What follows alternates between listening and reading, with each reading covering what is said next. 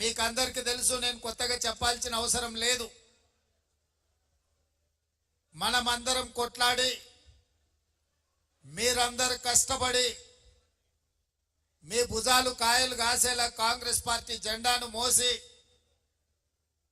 2023 డిసెంబర్లో జరిగిన శాసనసభ ఎన్నికల్లో కాంగ్రెస్ పార్టీని గెలిపించి 64 మంది ఎమ్మెల్యేలను ఎన్నుకోవడంతో ఈరోజు కాంగ్రెస్ పార్టీకి వచ్చి ఇవాళ ఈ వెనుకబడిన మారుమూల ప్రాంతమైన పాలమూరు జిల్లా నుంచి మీ అన్నగా మీ సోదరుడుగా తెలంగాణ రాష్ట్ర రెండో ముఖ్యమంత్రిగా ఈరోజు బాధ్యత వహించి మీ ముందు నిలబడ్డ మిత్రులారా, ఇది ఎవరికి రాని ఒక గొప్ప అవకాశం నాకు ఉంది. ఈ జిల్లాలో చాలా మంది నాయకులు మహామహులు ఒకనాడు మన జిల్లా నుంచి ప్రాతినిధ్యం వహించారు. మొట్టమొదటి హైదరాబాద్ రాష్ట్రానికి బూర్గుల రామకృష్ణారావు గారు ముఖ్యమంత్రి, తర్వాత పెద్దలు జైపాల్ రెడ్డి గారు కావచ్చు, మల్లికార్జున్ గారు కావచ్చు, మల్లు అనంతరాములు గారు కావచ్చు, ఇలా చెప్పుకుంటూ వెళ్తే చాలా మంది నాయకులు ఈ జిల్లా నుంచి ప్రాతినిధ్యం వహించినా ఈ జిల్లాకు ముఖ్యమంత్రి అవకాశం రాలేదు. 2009లో మనము కష్టపడి గెలిపిస్తే పార్లమెంట్ సభ్యుడిగా ఎన్నికైన చంద్రశేఖరరావు తెలంగాణ రాష్ట్రం వచ్చిన తర్వాత మన ప్రాంతానికి అన్యాయం చేసి మన ప్రాంతాన్ని ఎండబెట్టి మన ప్రాంతాన్ని అభివృద్ధికి ఆమడ దూరంలో పెట్టడం జరిగింది.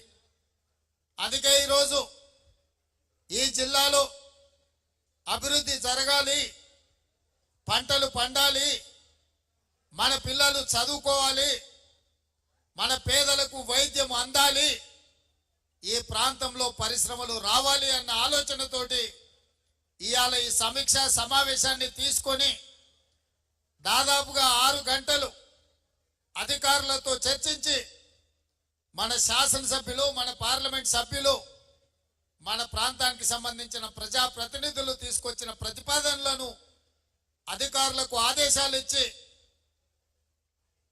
భీమా కావచ్చు, నెట్టంపాడు కావచ్చు, కోయిల్ సాగర్ కావచ్చు, ఆర్డిఎస్ కావచ్చు, తుమ్మిళ్ళ కావచ్చు, పాలమూరు రంగారెడ్డి ఎత్తిపోతల ప్రాజెక్టు కావచ్చు, నారాయణపేట కొడంగల్ లిఫ్ట్ ఇరిగేషన్ కావచ్చు, ఈ ప్రాజెక్టులను అన్నిటిని కూడా తొందరలోనే పూర్తి చేయాలి.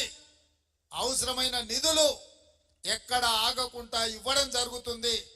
ఈ ప్రాంతం అభివృద్ధికి మనం పూర్తిగా పునాదులు వేసుకోవాలని చెప్పి నేను అధికారులకు ఆదేశాలు ఇచ్చిన.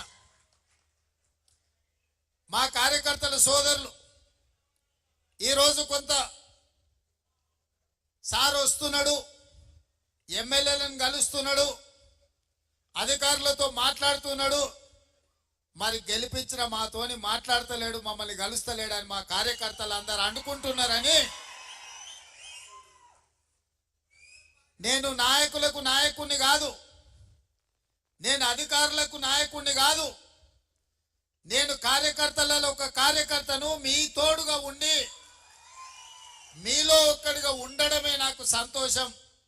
అందుకే జిల్లా పార్టీ నాయకులకు నేను చెప్పిన సమీక్ష సమావేశం తర్వాత జిల్లాలో ఉండే ముఖ్యమైన కాంగ్రెస్ శ్రేణులను ఒక దగ్గర కూర్చోబెట్టండి, వాళ్ళతో ఒక 10 నిమిషాలు మాట్లాడి వీలైనంత మేరకు వాళ్ళని కలిస్తే నాకు సంతోషం వస్తుంది, నాకు బలం వస్తుంది.